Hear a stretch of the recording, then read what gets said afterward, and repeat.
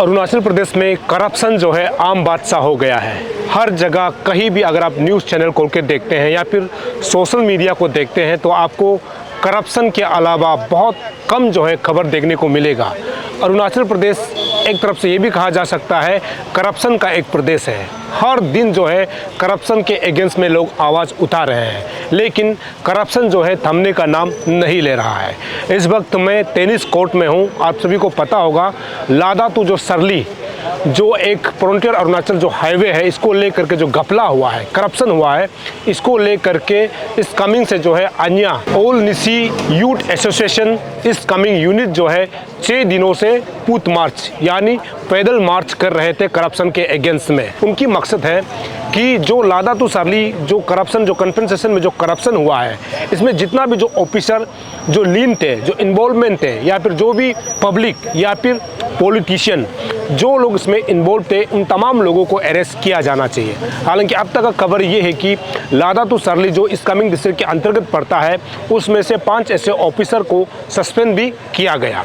और इनका ये मानना है कि सस्पेंड से सिर्फ काम नहीं चलेगा, उन तमाम लोगों को अरेस्ट किया जाना चाहिए जो इस कमिंग डिस्ट्रिक्ट के अंतर्गत जो रोड पड़ रहा है, उसमें जितना भी जो अभी कंपनसेशन इशू हो गया है, इसका जो है रीवेरिफिकेशन होना चाहिए। इसको लेकर के पूथ मार्च शुरू किया है और आज ईटानगर राजधानी में पहुंचा है। उन्होंने आज सरकार को फिर से 23 तारीख तक अल्टीमेटम दिया है कि 23 तारीख तक फिर सरकार उनका जो है डिमांड को मानने के लिए तैयार नहीं होता है तो सेंट्रल एग्जीक्यूटिव जो अन्या है, ये लोग भी इस कमिंग यूनिट के साथ देंगे। उसके बाद 24 तारीख से जो है डेमोक्रेटिक जो मूवमेंट करना है वो जो है शुरू करेंगे।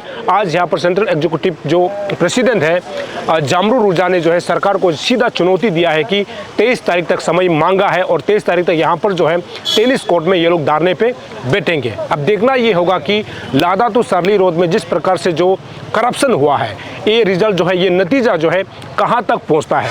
मीडिया से बातचीत करते हुए जामरू रुजा ने सरकार को कौन सा जो है चुनौती दिया, देखते हैं ये रिपोर्ट। सबसे पहले मीडिया फ्रेंड्स बहुत बहुत धन्यवाद। आज हमारा जो समस्या जो हम आवाज़ उतार रहे हैं उसको सरकार तक और लोगों तक पहुंचाने के लिए आप लोग ने आया, उसके लिए बहुत बहुत धन्यवाद।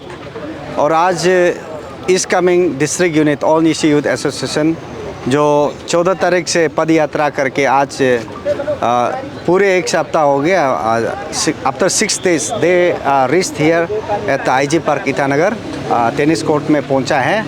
तो अपना जो इश्यूज़ को लेके आया है रिगार्डिंग रीवेरिफिकेशन ऑफ लादा सरली फ्रंटियर हाईवे असेसमेंट के लिए। और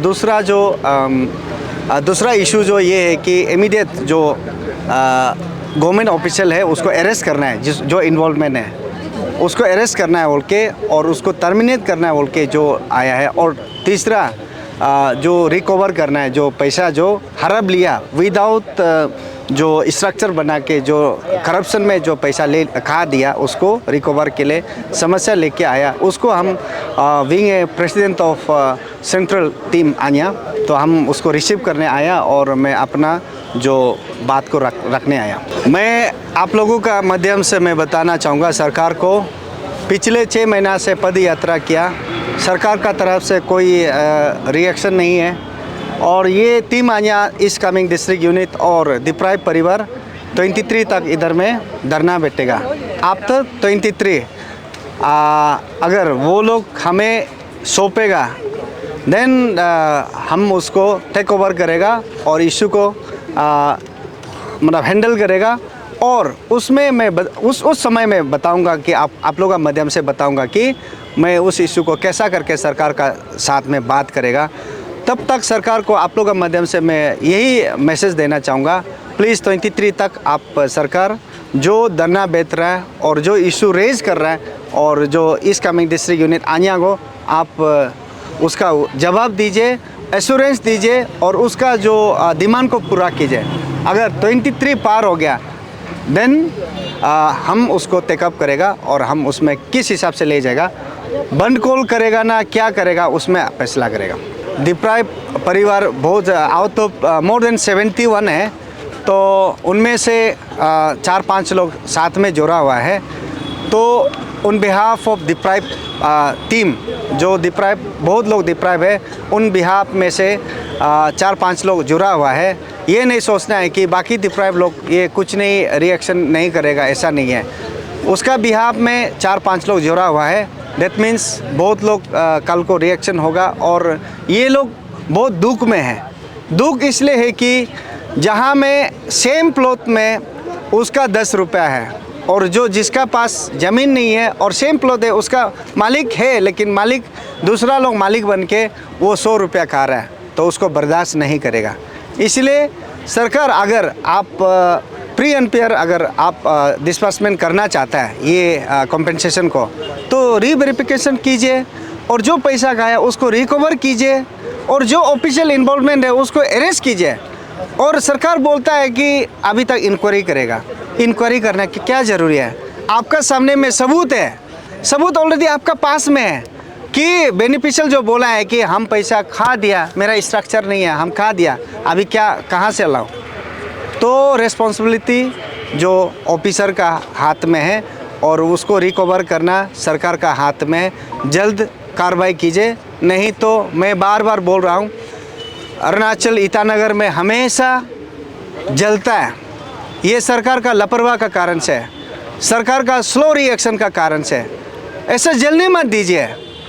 एक पब्लिक का जो वेंडर चलाता है उसका एक दिन नुकसान भी बहुत नुकसान होता है, और एक घर जलता है, एक गाड़ी जलता है, या एक जो चलने वाला एक हाथ पाँव टूटता है या किसी का जान जाता है, ये बहुत बड़ा नुकसान है। ऐसा दोबारा होने मत दीजिए।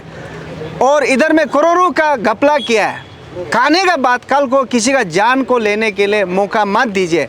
सरकार को मैं बार बार दिल से अपील करता हूँ कि टाइमली आप एक्शन लीजिए, टाइमली आंसर दीजिए, टाइमली आप रिएक्शन कीजिए, नहीं तो हम लोग उतरने का बाद हम लोग पीछे मुड़ने वाला नहीं है। रिजा जी, एक सवाल है मेरा। ये ऐसा होता है कि कोई भी डिस्ट्रिक्ट में या फिर कोई भी कंस्टिट्यूंसी में कोई भी काम जो है बिना एमएलए मिनिस्टर का होता नहीं है। तो अभी यहाँ पे सरकार की तरफ से कहा गया कि 5 लोगों को सस्पेंड किया गया। आपको क्या लगता है, इसमें सिर्फ 5 लोग ही साथ है या फिर उसमें एमएलए मिनिस्टर लोगों का भी हाथ हो सकता है? एज पर माई अंडरस्टैंडिंग, ये जो ऑफिसर को मोरा बनाया गया है, ऑफिसर जो बलि का बकरा बनाया गया, कोई ना कोई इधर में हमारा पॉलिटिशियन का हाथ होगा और हायर अथॉरिटी का भी हाथ होगा। और इसमें और एक एक्स्ट्रा बात ये कि ब्रोकर का हाथ है। उसका कारण से आज ऑफिसर जो वो सस्पेंड हुआ है, सस्पेंडेड है, लेकिन वो किस लिए सस्पेंडेड है?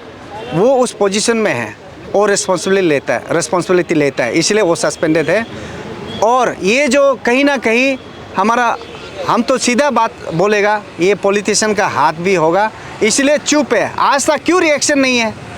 सेपा का 4 एमएलए है, तो आज तक क्यों बात नहीं करता है?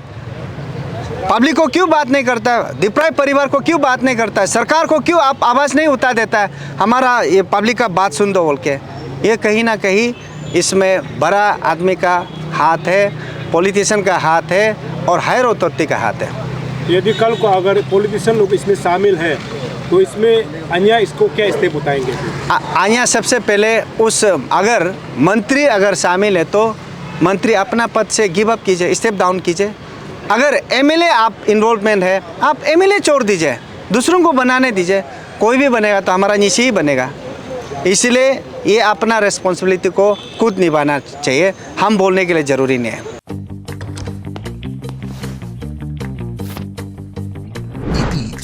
The fastest online food delivery service of Arunachal.